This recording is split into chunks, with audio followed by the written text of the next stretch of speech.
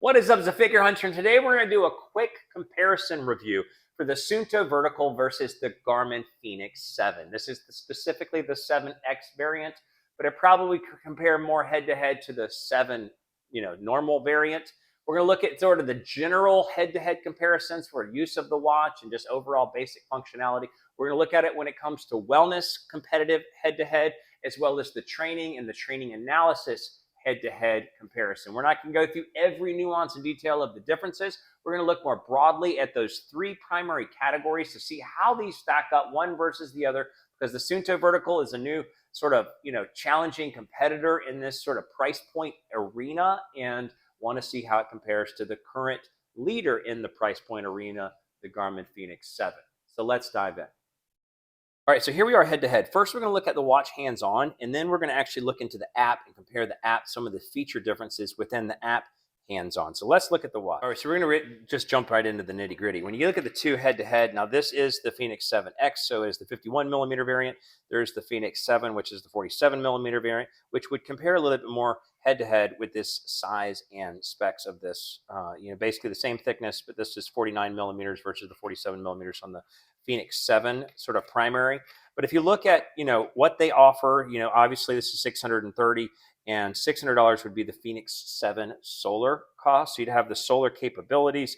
The battery life is going to win out on the vertical. So if you look at just sort of that basic spec head to head, as well as the brightness and quality of the screen, this versus the Fenix 7, if this was the solar. So the built-in battery life on this specific watch is just out of the box better. You would obviously have stainless steel on both. There would be a similar weight on both, and you would actually get the sapphire glass versus just the traditional power glass on the solar, or just the regular Gorilla Glass if you bought the $500 version of it.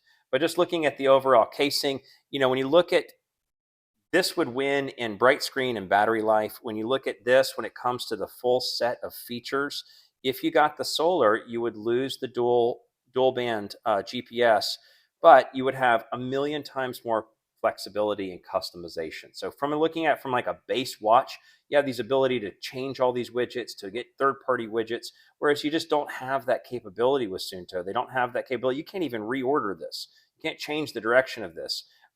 Here you can take it out, you can put it in, you can obviously adjust all these features and benefits. And we're not even looking at like the wellness features versus the training features, but you have all this customization and flexibility. You have all these ability to expand how you're using this. Plus, if you look at side by side, just, this is going to have music capabilities. It's going to have full downloadable music that you can have, Spotify playlist or Amazon Music playlist just built into the watch, whereas this is going to have none of that. It's just going to have media controls. This is going to have full mapping, so not just a picture map, but a full routable map where you could lock onto a nearby destination and route your way over there.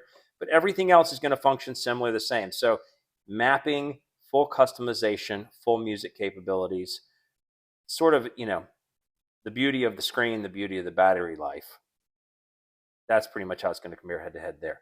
Now, next we're going to look at is the wellness aspects. So if you look at, we're to look at comparatively at wellness, you're going to get a multiple of different metrics on the Garmin versus on the Suunto. First is just going to be the heart rate variability overnight. So this is not a feature offered in the Suunto, so you're not going to get that at all. Your body battery is going to compare somewhat with the resources that would be in the Suunto. So let's go to look at that. So if you want to look at it even side by side on the watch, here you can see it with your stress overlaid, without your stress overlaid. Here you just get a picture, and within the app you can't even adjust or drill down. So, you're going to get the HRV status nightly, which is a totally different metric you don't get here, as well as the body battery metric. When you look at pulse ox, this, they both track blood oxygen. This just does like a single shot. I couldn't even get much detail to it, but you can get a full range of nightly measurements here if you wanted that. And then when it comes to sleep score, so you can actually get a sleep score on this. You get a sleep quality score, but here on, it's at the bottom. On the Garmin, you actually get a sleep score, you get your sleep stages, you get some metrics about your sleep, and you get a component of multiple things that go into the sleep score. Whereas here, you basically are only going to get one metric. I think it tells you how much deep sleep you had, as well as your percentage, your sleep score, sleep quality. So you're going to get a lot more here. So again, comparing these head to head on the wellness perspective, you've got sleep, which is similar, but 2 times the depth when you go to sleep stages and sleep analytics. You've got resources that are similar, but body battery is going to have a multiple of depth where you can dive into each little spot of the day and see what your stress scores, your body battery was at any point in time. Here you just look at a chart and you get your number. And then you have HRV nightly comparison, which provides a lot of physiological value when you're comparing these things. So last we're going to look at the aspect of training. So the training aspects when it comes to what the Garmin offers versus what the Suunto offers. So it's going to have some similarities and some stark differences. So you have the training status, and the training status, this I'm just going to break it down, goes into a multiple of different factors, your load over time, as well as the areas of load focus, VO2 max development, HRV status, and recovery time. Whereas on the Suunto, you have not really as well shown on the watch. You actually, you can see some training features, you see your recovery time, but you don't actually get the training peaks, training load evaluation here. So we're going to have to look at the app to look at the training aspects, and then, compared to what we can see here. But here you have your training status, which is a culmination of multiple different components. You actually get aerobic and anaerobic analysis with each workout, versus on the Suunto, you're actually going to get a little bit more limited set of analytics or specifics, but you do get an overall PTE or something that's like the aerobic training effect here. You get a load on both, but you just get a more advanced set of metrics on the Fenix or the Garmin line. Your recovery time, you get recovery time for both. This is always a little bit low, and Garmin not only just does the recovery time of your rigor of your workout, but they actually take into account how well you slept and what your stress has been throughout the day, and either increase or decrease your recovery time based on that. And then you also get training readiness, which is sort of like a physiological metric that Garmin is evolving based on 6 multiple components to determine if you're ready for the next hard workout. Whereas here you just have training, your overall training load, like how much training your body has been under over a period of time, and then the recovery time workout to workout. So that's how let's look at the app and see how it compares head to head in the app. All right, so this is the Suunto app. It has a pretty basic layout. We have your activities at the bottom, and then you have a period of tiles up at the top, each with containing information. You can dive into the information. If you were to compare it to Garmin, it actually has just sort of tiles down the middle, and then at the bottom you have different subsections you can dive into. Same thing with Suunto. You have subsections down below, whether you're looking at a calendar, whether you're looking at progress charts, a map, or your user information. So if we're just going to look at this, when you just look at the wellness and the training aspects, you look at the Suunto first. On the wellness side, you basically just have sleep and body resources. So you can see, a little graph for how your body rejuvenated its resources in the middle here, and you get a little sleep score, really microscopic little 64%, which is your sleep score to evaluate how well you slept, not just the time in which you slept. But you can't get any details beyond that. You don't get sleep stages. You can't actually click on any of these parts of the screen and dive into any information.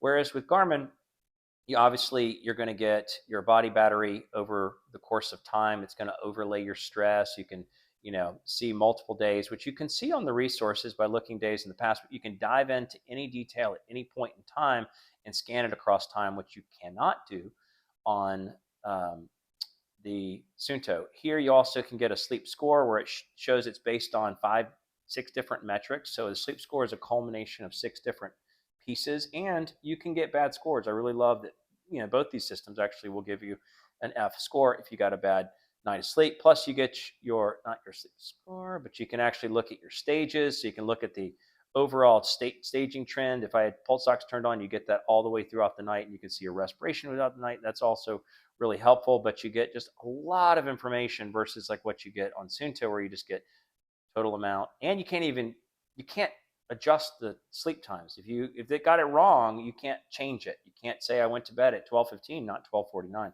So real limiting factors there. So when you go to look at training one platform versus another, here's where Suunto does a great job and somewhat very competitive job with what Garmin, although it's a different focus. Here you can look at your training load over time. So basically every workout you do gives you an exertion score for how much intensity you placed on your body, and that flows into your load, both your short term, how much you've been doing recently, versus your long term, how much your body can handle, and that shows you your trends over time. Plus, you go into the bottom tab with these analytical stats, you can see it's got a whole coaching feature.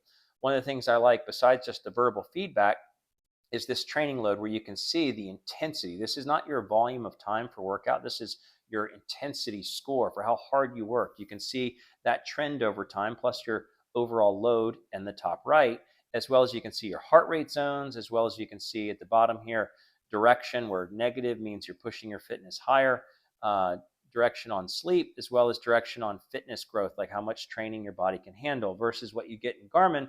You actually get similar features. They're just not as well laid out. So you actually get the training status, which gives you direction. You can see it's based on multiple functions. You get your load, which is, it's nice that it shows load type, different types of, your loads for each individual workout. So here you can see a snapshot of how much exertion. This is the same sort of intensity tracking, same sort of rigor tracking workout to workout per week, but it's just not as clearly laid out, and it doesn't do it on a weekly glance. So you can see it, and then you get your training load, you get your acute, you get your chronic. So it's got all the same information, and I do think there is more specificity, more detail with Garmin's information, but it's just not as visually laid out, not as easy to read. You have your training readiness, which is great. It's something that is new and different because it's based on 6 factors, 2 24-hour factors and 4 longer 7-day factors to determine how ready you are to attack another hard workout. So they're doing innovative things. Their workout analysis has more to it than what you're going to get when you look at a workout analysis on Suunto. You're going to get just a little snapshot of these little screens and then your heart rate.